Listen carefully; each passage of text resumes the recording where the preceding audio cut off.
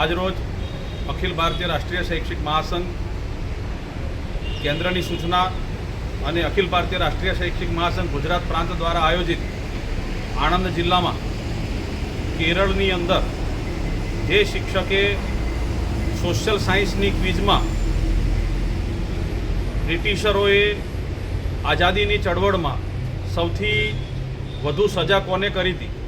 આ અંગે જે ક્વિઝમાં પૂછાયેલા પ્રશ્નના જવાબમાં શિક્ષકે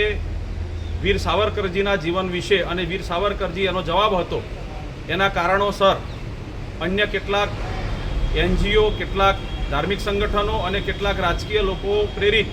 આખું એક કાવતરું આ શિક્ષકની વિરુદ્ધમાં ઘડવામાં આવ્યું અને એમની ફરિયાદ કરી અને તેમને નોકરીમાંથી પણ નિલંબિત કરવામાં આવ્યા। એ કારણોસર રાજ્યની કેરળની સરકાર, એના રાજ્યપાલ શ્રી, શિક્ષણ મંત્રી શ્રી, આ બધાને અમારા કેરળના સંગઠને આવેદનપત્ર આપ્યું છે, પરંતુ અખિલ ભારતીય સ્તરના સંગઠન તરીકે સમગ્ર ભારતભરના તમામ જિલ્લાઓ ઉપર આજે એક સાથે આવેદનપત્ર આપી અને માન્ય કલેક્ટરશ્રીના માધ્યમથી દેશના વડાપ્રધાન, કેરળના રાજ્યપાલશ્રી અને કેરળના મુખ્યમંત્રીશ્રીને અમે અમારો અવાજ એ પહોંચાડવા માટે પ્રયત્ન કર્યો છે કે આવા વીર સાવરકર જેવા વ્યક્તિત્વ માટે, જેમણે પોતાનું સમગ્ર જીવન દેશની આઝાદી માટે સમર્પિત કરી દીધું, જેમનું જીવન જ એ દેશ માટે એક મિસાલરૂપ છે, એવા વ્યક્તિત્વ માટે જ્યારે આ રીતની ઘટના બનતી હોય તો એ ઘટના દુઃખદ છે। ભારત જેવા દેશની અંદર એ આ બાબત ચલાવી ન લેવાય, આને અમે સખત શબ્દોમાં વખોડી કાઢી અને આજે આવેદનપત્ર આપ્યું છે। સાથે સાથે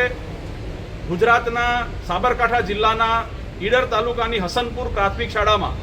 3 દિવસ પહેલાં મધ્યાહન ભોજન યોજનાની ચાલતી જે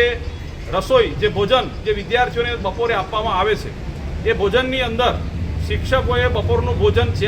સ્વાદ ચેક કર્યો હતો અને ત્યારબાદ જ્યારે વિદ્યાર્થીઓને ભોજન પીરસવામાં આવ્યું ત્યારે તે ભોજનમાંથી અંદરથી ગરોળી એ નીકળી અને એના કારણોસર બંને શિક્ષકોને તાત્કાલિક ધોરણે સસ્પેન્ડ કરી એમને ચાર્જશીટ આપવામાં આવી છે। એ બાબતે પણ આજરોજ અમે ગુજરાતના માનનીય મુખ્યમંત્રીશ્રી અને ગુજરાતના શિક્ષણ મંત્રીશ્રીને